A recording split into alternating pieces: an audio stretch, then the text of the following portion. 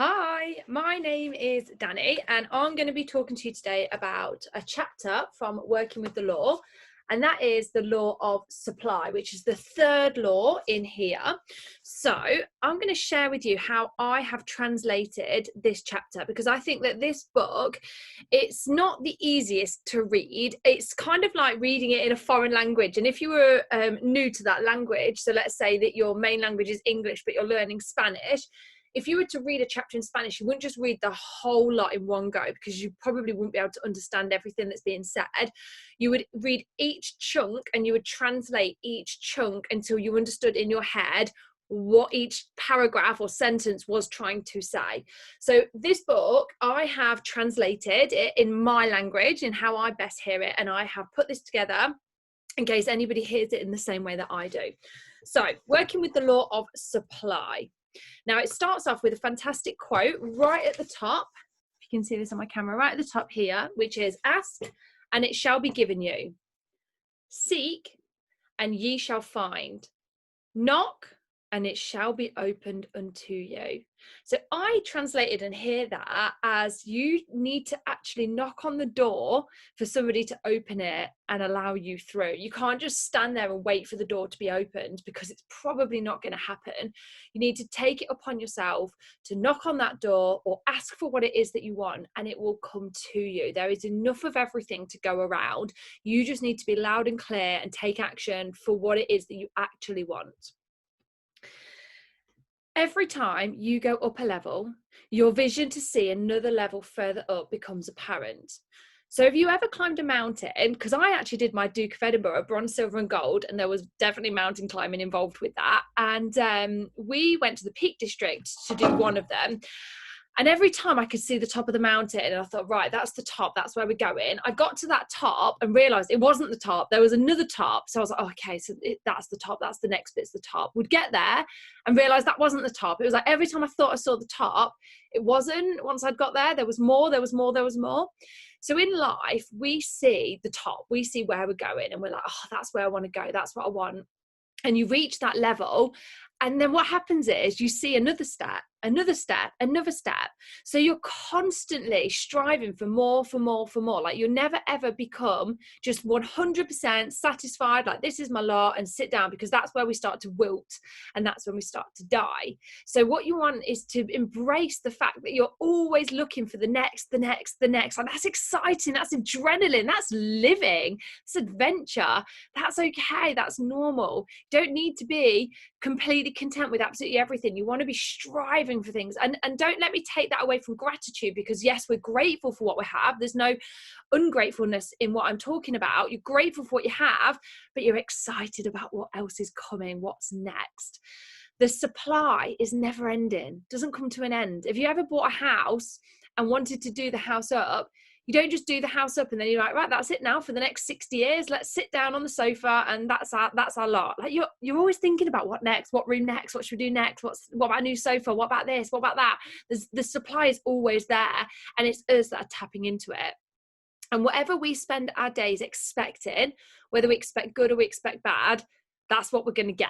So you need to be really conscious about what it is that you're expecting, because what your brain is expecting is like putting an order out there. It's like ringing up the local takeaway and placing your order and saying, I expect to get ill, I expect a cold, I expect the washing machine to break, I expect to lose my keys, I expect that I'm going to get my credit card frauded, like I expect this.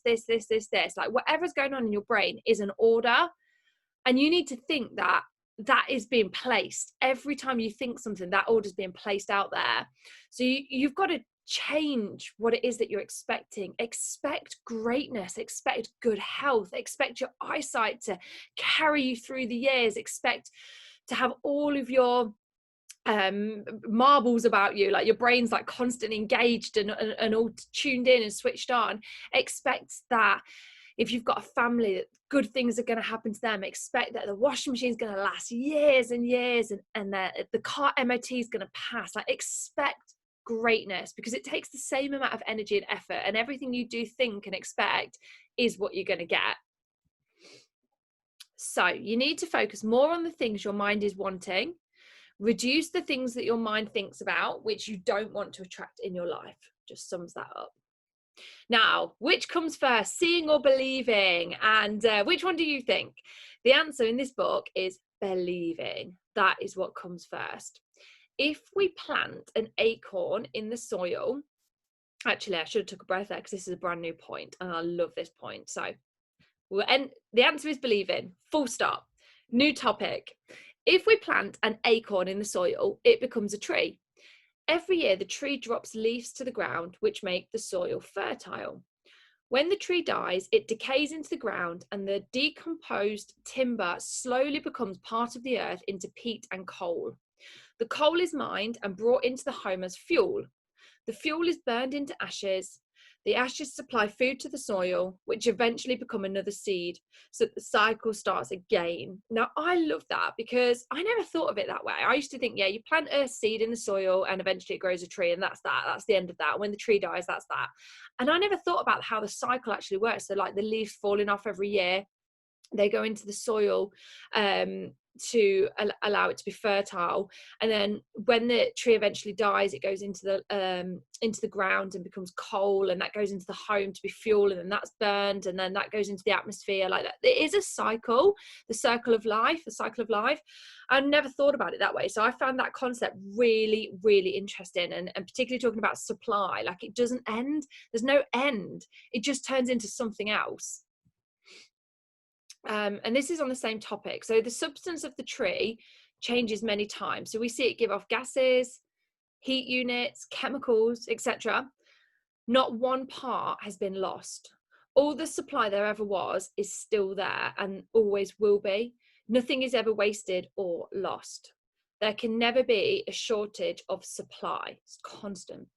Because some people do not see abundance around them and do not enjoy plenty is evidence that they do not understand or apply this law. Right, so now we're going to talk about demand and supply. Thomas Edison created the first light bulb, and many people thought his carbon lamp was ridiculous and too expensive. They were using candles and oil lamps. The light they had was plenty good enough, which is why so much time elapsed before the public was educated to the advantages of electric over the old ways of light, heat, and power. Not until the people were convinced of the advantages of this new power did they invest in its future. And they then began building houses with power, and they set up poles and string wires all over the town between factories and houses, which we don't even notice these days, do we? We don't even notice the power lines going across our streets with the wires going from one street to the other, to the next street, to the next street. And when we drive, like they're all there, but we don't even notice it anymore. But there was a time where there wasn't a demand for electricity and power. And when Thomas Edison came up with the idea, people were like, no, that's too expensive. Like, have you ever heard that? People say it was too expensive. And it's not that it's too expensive, it's that they don't see the value in it yet. But if you're convinced that you have something of value, like Thomas Edison did, he just had to keep promoting it and showing what could be. But people didn't see that. They were like, not really sure. But he kept on with it. So once there is a demand, the supply is there, just needs to be tapped into. And I think of this like breastfeeding, breast milk. So a new mum who is creating breast milk, she will only make the amount of breast milk in her breasts for what the baby needs. So if the baby takes out 5 mils, for example, the breast will make another 5 mils. It won't make less, it won't make more, it'll make 5 mils. If the baby takes out 20 mils, the breast will make 20 mils, no more, no less. It will only make what the baby needs. That is supply and demand in its most natural form. And that is how we apply things into our lives. Once there is a demand, the supply is there. We just need to tap into it. And the more we tap into it, if we take 5 mils out, we get 5 mils. If we tap in for 10 mils, we get 10 mils. Like, it's there. You just need to go and get it, go and find it.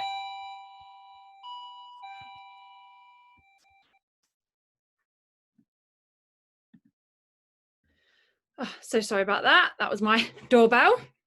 Right, let's carry on. Why did people live so long content with the horse and carriage? Basically, because they could not see something better. They couldn't imagine something better. So years ago, people rode on horse and cars, but When people started to demand a way to travel that was given more speed, that was more comfortable, that was more luxury, it started to give people an idea. So the seed was planted in their head. Someone thought of a horseless carriage and worked on a plan. One man came up with the wheels and set out to build a car that the poor man could afford. Today, the car is so important. We can't even imagine life without it. Whenever man has needed something, an idea has been planted in the mind. Someone is inspired and then develops a way to make it happen in reality. Where there is no demand, there will be no evidence of supply. Has that ever happened to you before, where you've thought of something that you want and then you've got what you wanted and you thought, why did I never have this in the first place? Well, because there was no demand before. So think about TV, how many TV channels there are now, and documentaries, and there's like Netflix, Amazon Prime, the Sky, there's like endless amounts of content available on the telly. But years ago, there was only 4 channels, or there was probably even less than that at one point. But when I remember being younger, that was 4 channels. And I remember the demand growing to the point where they needed Channel 5. And I remember the launch of Channel 5. But now look how many channels there are. That's because the demand is greater now. Man possesses the whole world and wealth, yet is only able to enjoy what his consciousness believes or what he sees could be. So I love this quote here. Whatever your conscious mind assumes and believes to be true, your subconscious mind will accept and bring to pass. Believe in good fortune, divine guidance, right action, and all the blessings of life. So basically, it's easy to say things that you want, but if you can't imagine them in your mind, the supply will not appear in front of you. It's not strong enough just to ask for it. You've got to really believe it to be, and then things will appear in your life to make it happen. Right, a nice story in this chapter of the Law of Supply. I love this story. One day in Pittsburgh, a man had a small farm. He worked hard for little money. One day, a few men came to the farm and they saw the water had black parts in it. They noticed that the cows would drink around the black crud. The farmers on the farm would scrape the black away to reach the water for a drink. The men offered the farmer good money for the farm. The farmer sold his farm thinking that the man was crazy for offering so much for it, as the land wasn't very fertile and the man couldn't make his money back. But the farmer sold the farm to the man and off he went. The farmer heard years later that the man who had bought his farm had discovered oil under the land. That was the black crud in the water, and he made millions. The farmer remained poor because he knew only how to scratch the surface. Nature had supplied the farmer with abundance, but he couldn't see it in his mind first. So it was never seen with his eyes. He only saw the black as crud and not as oil, which it was. You will always be poor as long as you believe that's the truth in your mind, and your reality will always be struggle and hardship and limitation. Fretting and worrying will restrict and limit the supply. Instead of expecting more to follow, we grow tense and anxious, which increases our fear and brings us less and less. Instead of tightening up, thinking, I must relax and be more expanding, we have to educate our minds to think bigger. When we can think and realize more abundance, we shall receive more abundantly. There is enough of everything. The problem is not scarcity, but oversupply. If you ask the miner, no matter what he mines, whether it's gold, silver, coal, etc., he will tell you that supply is far greater than the demand. If you ask a scientist, he will tell you there's plenty of food. There's more food in the air yet undiscovered that we can use. There is more power in a single drop of water or in a lump of sugar than we can realize at this moment. The supply is greater than the demand, and the demand is determined by man's own thinking. The problem is our power of attraction is too weak to meet the demands. Our mind is like a magnet which draws to it what it needs and wants. Our mental magnet is weakened by worry and fears. If our mental magnet is to weaken, we might even repel what little good is trying to reach us. We can charge up our mental magnets to build up to the power of attraction. Nature never builds downhill, always up. To make good in our thoughts, we must always be building upwards and be constructive. So, another story here about a bee. A drone bee in a hive has decided to lie down and only do half a job. So the other bees take him, march him outside of the hive, and sting him to death. This is what happens. This is what this chapter says anyway. Nature destroys a lazy bee. If thoughts enter our mind that are not full strength or positive, we must try to destroy them. If we entertain a half-truth or lazy thought, it weakens our power of attraction and receiving. So thinking about our mind like a magnet, that magnet is weakened when we are lazy or when we allow like negative thoughts to come into our past. So what we have to do is sieve through our thoughts carefully. So this isn't mentioned in the chapter, but I just think it's really useful. If this is something you want to work on, put a hairband or elastic band around your wrist, and every time you have a negative thought or a thought that weakens your magnet of your mind, flick it, and it'll inflict a little bit of pain on you. And what's going to happen is once you've done it enough times over a few days, you're going to start to become really aware of those negative thoughts that weaken you, and that's going to help you to cut them out and sift through them. So there is, I thought Florence was a lady, but I'm not 100% sure. It could be a man. I don't know. Somebody wrote this book, The Game of Life and How to Play It. So this is all mentioned in this chapter. So I've put she, but if it was a man, I'm so sorry. So she tells a man who wanted a job, and he said to her, I don't have much money, but I really want to get a new coat, but I'm not really sure what to do because of my job. I'm not really sure. And she said to him, buy the coat because it'll make you feel really great. And he said, I don't want to get the coat because what if it takes me ages to get a job and then I haven't got any money in the bank to pay like for my outgoings. And she said, buy the coat. It was expensive. And he did it. He bought the coat, and it did whittle down his bank account, but it increased his confidence, and this helped him get an even better job than what he could have imagined. So that's just like one way to think about stuff. I'm not saying go out there and put a load of stuff on your credit card, like no, because that would be ridiculous. But if there is something that is going to cost money and you're kind of like, oh, I'm unsure, if it's going to bring more into your life, it's kind of was what we call an investment.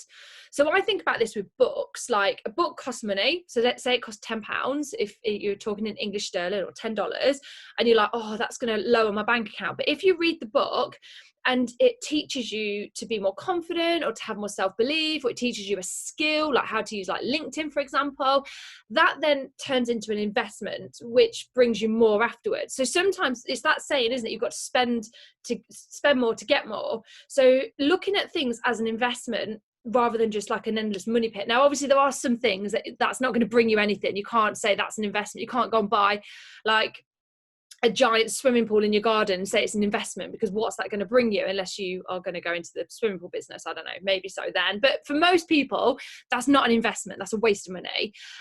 It's a luxury, and you can't call that an investment. But there are some things like personal development courses, getting a business coach, hiring a nutritionist. Like there are some things that you can call an investment, and that is going to bring more into your life having that. I hope that makes sense. So going back to the coat, that coat helped the man feel more prosperous, and this strengthened his courage and confidence. So the law proceeded to satisfy the demand. If conditions arise wherein one feels better for seeking some evidence of prosperity, then it is wise to do that which makes it easier for the person to draw prosperity to him. So this is going back to that investment. There are some things that you can invest in that will draw more into your life. Try to stay in an environment where there is plenty and beauty, and where the people around you are not limiting yourself. They say you become the average of the 5 people you spend most of your time with. So if you're hanging around with 5 people that are all lack and worries me and victims and it's not fair, that is going to rub off on you. So you want to try and be around people that are going where you want to go, or are already where you want to be like successful and happy and confident and healthy and full of vibrance. Everybody wants different things. So whatever it is that you want, be around people that are there or going there. Nature originally intended that the real needs we have should always be adequately supplied, not his surface wants, which are often impulses. So go back to that swimming pool. you might not need that. That might just be an impulse. So have a think when things are coming to you, is it an impulse and it's just a surface want, or is it a deep down, like for me, I bought a board game for my children recently, which did cost money, but it enabled us hours and hours and hours of fun. It's called Payday. It's fantastic. It's a really old board game, probably as old as Monopoly, I guess. And it's given us so much family time and fun and getting together. And it's brought so much. And that board game was always there. But it wasn't until I started to think, oh, what can we start to do? We're going through a bit of a pandemic at the minute. Everyone's in lockdown. Like, I don't want them to just sit and watch telly. Like, what can we do? It's cold outside. So the demand became apparent, and the supply was there because somebody said you should get Payday, and I bought the board game, and it's been fantastic. So there's just a difference between like buying things that satisfy like a deep need, and they're out there. The things that you need are out there, or if it's an impulse and it's just a surface need, surface want. You are entitled to all the good in the world that you can use. The more good you use and enjoy, the more you will get. It's so true, isn't it? People that do good in the world get more. Like those people that are so rich and they donate so much to charity and causes, they get more because they're doing good stuff with it and they're enjoying what they're able to do with it. There is no limit. Only what your mind says is enough, or what you can't use or enjoy. So if you can't enjoy it, so if you were to win £100, if you can't enjoy having that £100, the chances are you're going to repel it happening again. If you can enjoy it and it's like, oh, this is amazing, you're going to attract more of it. You can draw in more and more in whatever form you need or desire. So it could be health, it could be time, it could be experiences, it could be money, it could be relationships. Like if you enjoy it, you're going to attract more of it. The more we use our powers in our mind to focus on what we want and growth of what we want, the more we will get and we will create in our circle or in our world. So that's me. Thank you so much for listening to the Working with the Law chapter, Law of Supply. It is the third law in here, the third chapter. It's fantastic. It is one of those books that you do have to translate as you read. It doesn't just sink straight into the brain. You've really got to focus, translate it. I go through with a highlighter and I really make sure I understand everything that this book is saying. So that, my friends, is the Law of Supply.